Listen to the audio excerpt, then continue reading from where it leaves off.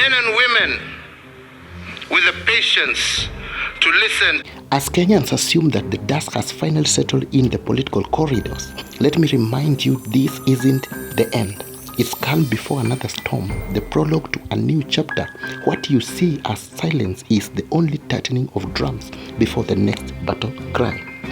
During the Jubilee Party National Delegate Conference, former President Uhuru Kenyatta hinted at decisive moves that could shape not just the political party's future, but the very order of the day in the upcoming presidential contest. Men and women with the patience to listen to those whom they wish to lead. Men and women with compassion for their fellow citizens. Men and women of wisdom, not pride.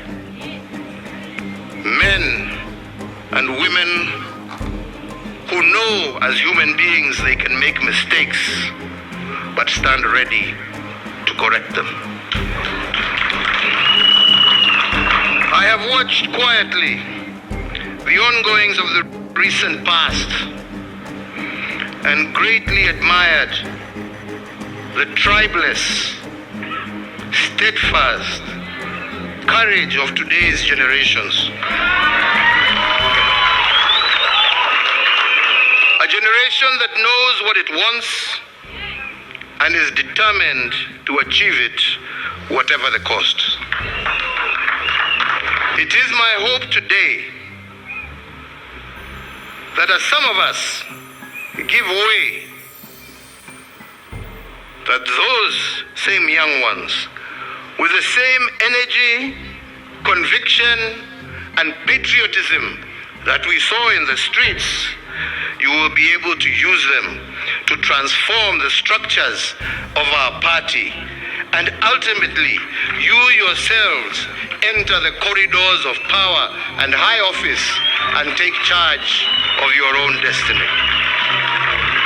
When the former head of state spoke of the education sector, his government streamlined the health program like Linda Mama he introduced, the SGR they revived, and the Lamu Port they built. He was not just recounting achievement, he was piercing into the very skin of the Kenyans who now feel denied the vital services they once enjoyed under his presidency. Under my administration, under my leadership, and courtesy of the Kenyan electorate, we have been a governing party for approximately 10 out of our country's 60-odd years of life since independence. Looking back, there are things we can be proud of, and admittedly, there are things that we could also have done better. As a party, we can say with pride that it was our administration that oversaw the implementation of a new constitutional order, and we did so within the stipulated timelines. As a party, we can say that we left behind a more connected country than we found it. We doubled the number of tarred roads, increased electricity connections from 35% of our population that we found to over 70%. We began the process of modifying dilapidated colonial infrastructure with the introduction of the SGR, the development of Lamu Port, the revival of Kisumu Port, amongst many others.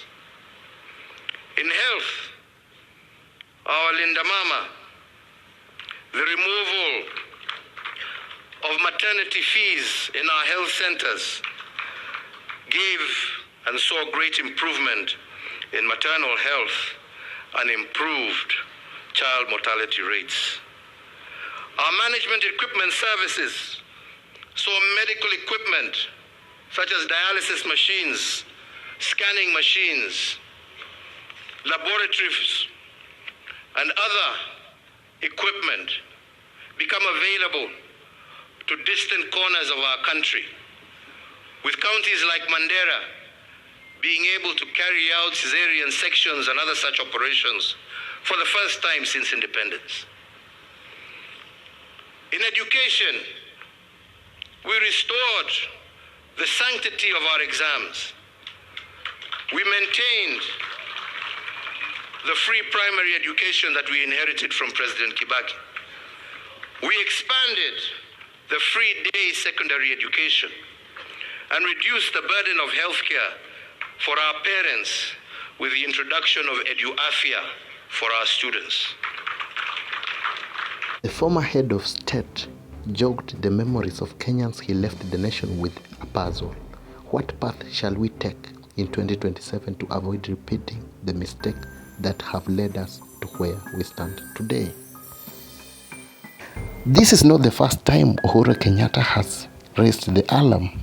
In 2022, he warned Kenyans, but the voice was drowned in the noise of politics and the fever of campaigns. The warning was ignored, and the nation now bears the weight of that choice. But this is the time the mood is different. Kenyans are alert, restless and sharper than before. The same old dog returns, not with barks, but with the tricks of survival. Lesson carved from the power and experience.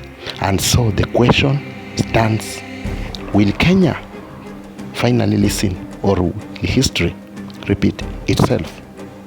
The ongoings of the recent past and greatly admired the tribeless, steadfast courage of today's generations.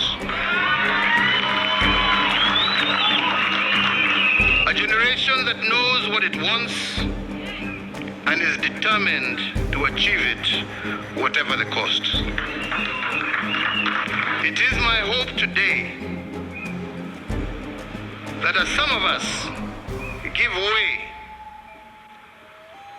that those same young ones, with the same energy, conviction, and patriotism that we saw in the streets, you will be able to use them to transform the structures of our party.